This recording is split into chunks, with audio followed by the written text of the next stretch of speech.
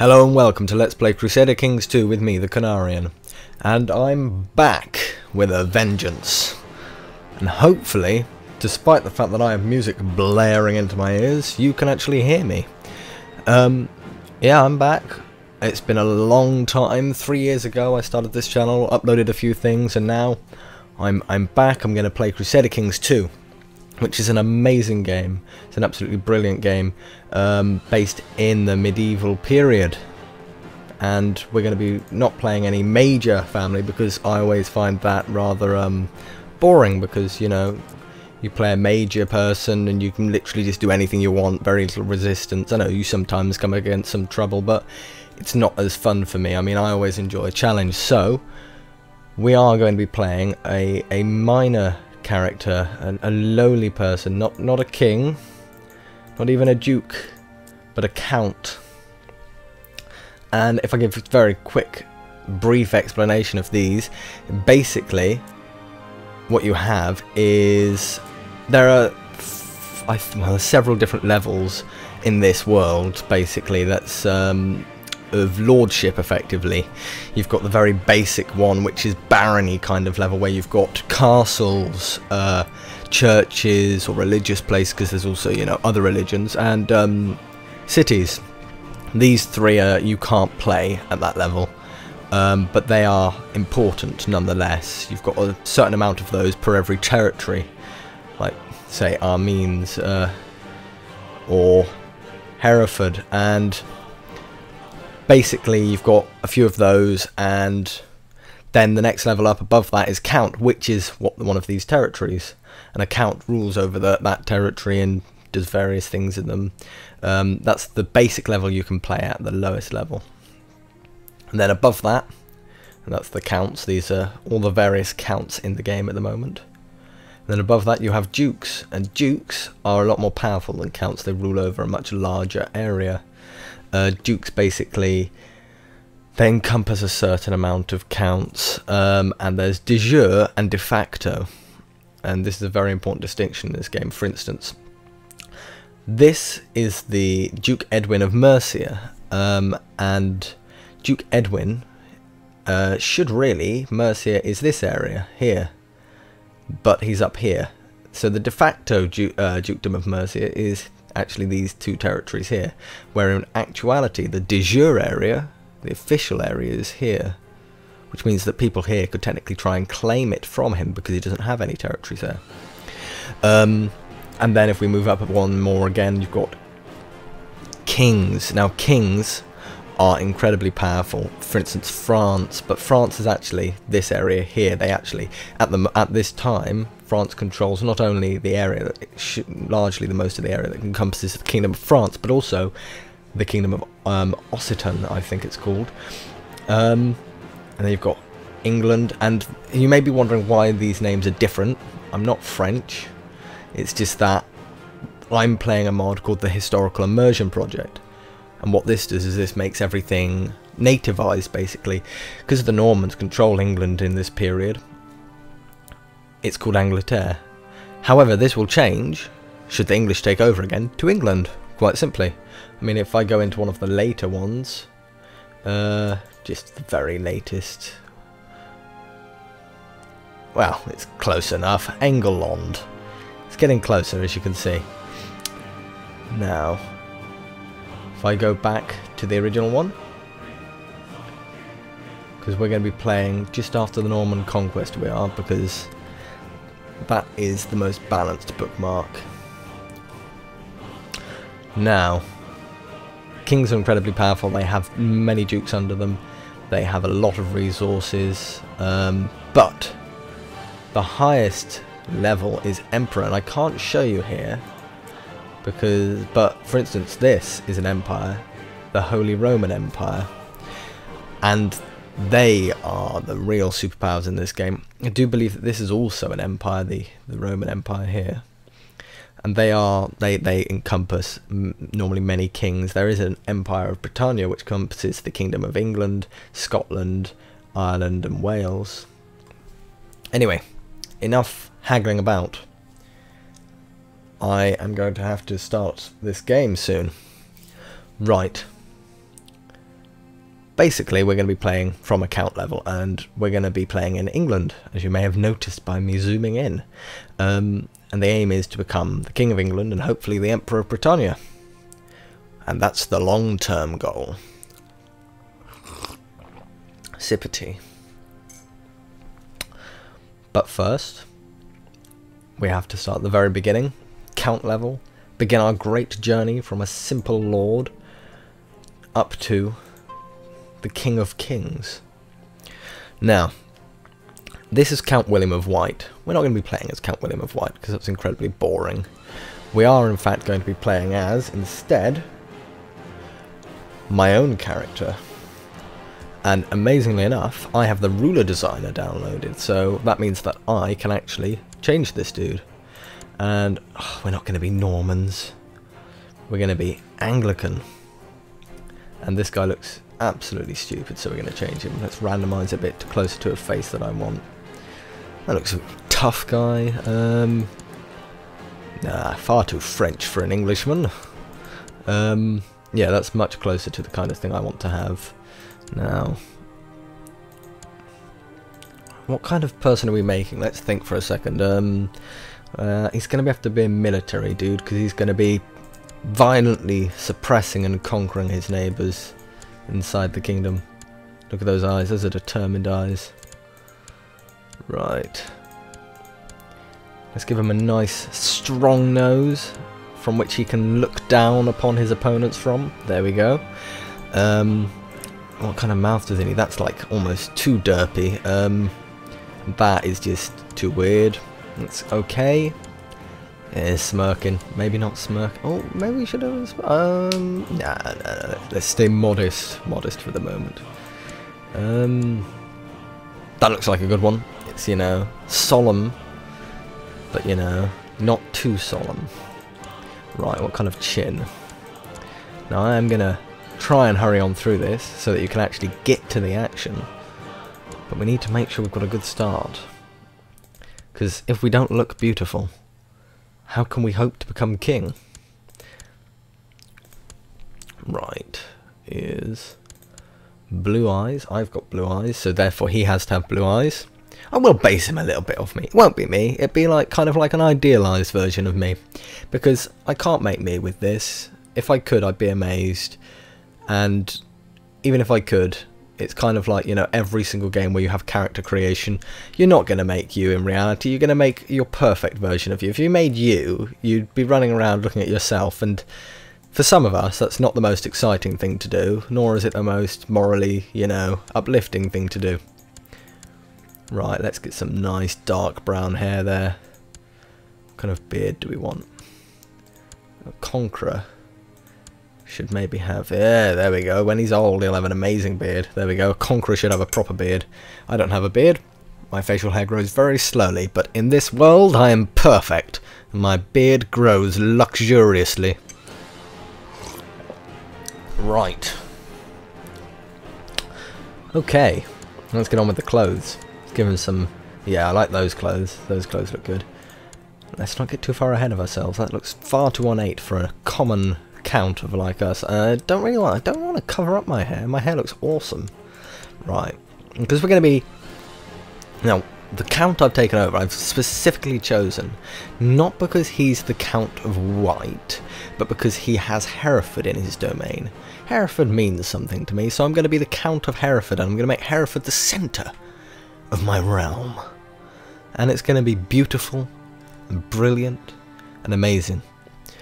And if you're interested, Hereford is a very, very, very rural, it's the most rural county in England to this day, and it is just, yeah, it's not full of much, but it's full of, most importantly, the greatest makers of ciders in a long time, and a lot of cattle.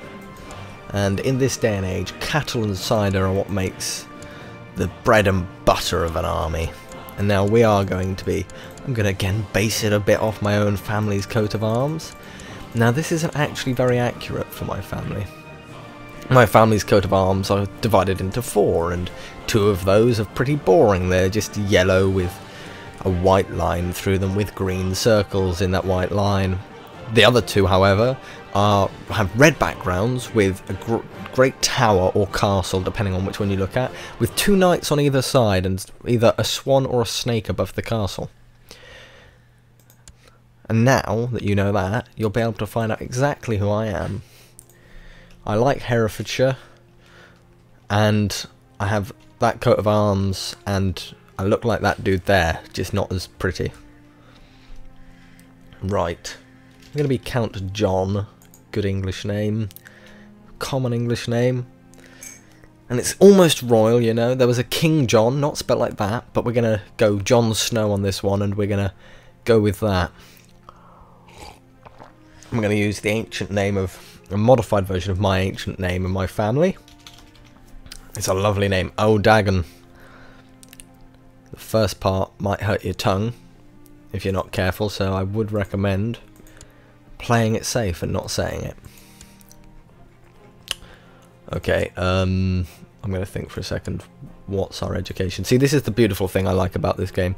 When you download the ruler creator, you can create your own dynasty, which is, it's so much better than playing with these other dynasties. I mean, some people might really enjoy that if you're a historical person, but for me, playing as Count John of White or Count John of Hereford is just, it's amazing. I mean, and especially because you can name your own children, you can do all those other things, and you've got, importantly, actually, I should probably explain these 5 stats a bit.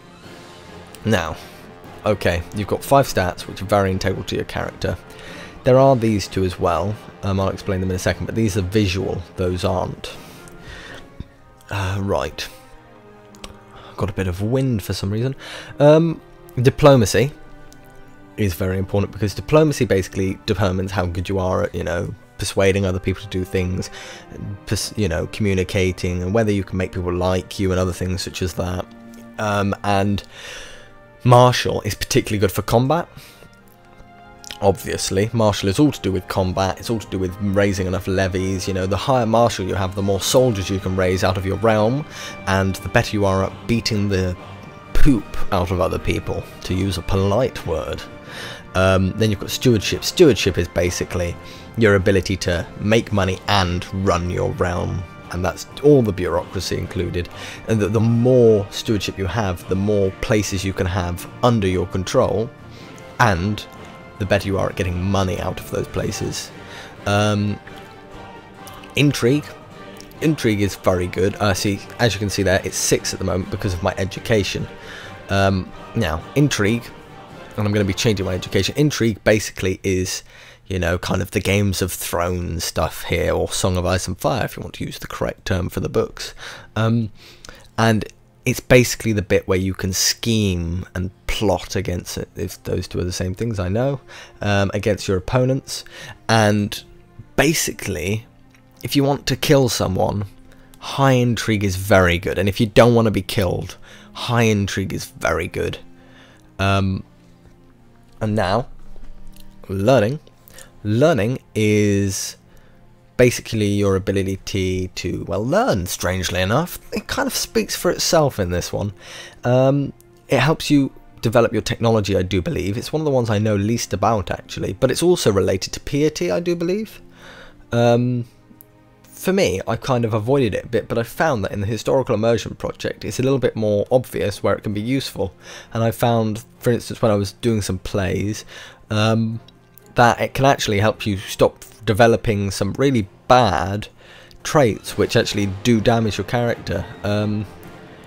But I haven't had that with any of the other ones. I mean, diplomacy saved me a few times, and from angering people, and stewardship has helped me bribe people occasionally. But yeah, and martial helped me kill someone in a duel once. I think it did. I don't know. I'm not the best at the game. I'm trying to explain it. And then we go on to health. Health is basically, it'll deteriorate. I think it deteriorates as you get older. But basically, if your health drops to 0 and you can't actually see what your health is, you die. And you can get health drops through being ill, through taking wounds, stuff like that. And fertility is your ability to produce children, Very important, because this game is all based on inheritance, and you'll see that come into play later. Right. I don't want to spend, because the way this character creation works is that you spend basically 8 years of your age. And for instance, if I marry, I put on 2 years. My education at the moment is one that I think adds no years, but basically these add years, and you've got a minus years, because you can die really young in this game from simple things, and really living to the age of 50 is actually, I would say, a good achievement, you know, because a lot of the time you can be killed in combat, you can be killed by illness, you know. So let's start with my education and creating this character. Okay, he's going to be a warrior, we decided, so he's going to be, I don't want to go for the higher ones because there's too many years. Tough soldier, which will make him much better at fighting. It'll slightly decrease his learning, so he's not really as clever. He's much stronger health-wise, and 0.5 is actually quite an increase, and his personal combat is increased, and that will serve us well if we ever come into fighting another person. I'm going to make him wounded, and you probably don't want to get any of these if you're going for, like, just going for a positive character. If you're making a character that's interesting, you might want to, but we're going to try and make a character we can survive with. And now this, you may think, why are you getting that? I'm going to get it because it gives us minus 11 years, which gives us a lot more room to add more things on. Now I could get drunken, but I don't want to, because I think that stays with us, drunkard, whereas the wound will eventually go away and become a scar, which will actually give us prestige. Until then it'll be annoying, but you know, it will go away.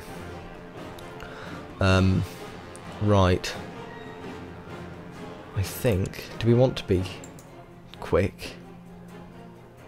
Okay, let's have a look, so this guy's a warrior. I want to give him a powerful voice so he can shout commands down on people. He's going to be perceptive, because if he's a warrior and he's also a commander, he's going to be looking over a battlefield, spying, and he's going to be a trained warrior, and with his perceptiveness he'll be able to see where the enemy's weak and charge into those gaps. With his trained fighter, you know, he's a warrior, he's going to cut people up. Ambidextrous might be something we want to get. It's cheap. Well, hang on for a second. Diplomat. No, I don't want to get that. See, Master Schemer gives us a lot more intrigue, but makes other people hate us. Right. See, Scarred would cost us a year, but it would give you prestige. It doesn't do anything else, but our wound will eventually turn into a scar. I'm going to make him cruel. Let's give him a negative trait so we've got more to work with. Don't want to make him arbitrary. He's not shy. He's a warrior, for God's sakes. Don't want to make him brave, because that's going to be a lot more difficult. Right. Let's make him lustful. And the reason I'm going to do this, although it makes the church not like me as much, it's strange. It gives me +1 intrigue. I didn't know that. But importantly, it gives us a lot more fertility, and I want to be popping out babies right now, really. Shooting them out across the realm. Because the more children I have, the more links with other families I can get. Do I want to get ambitious? Okay, I'm 17 currently.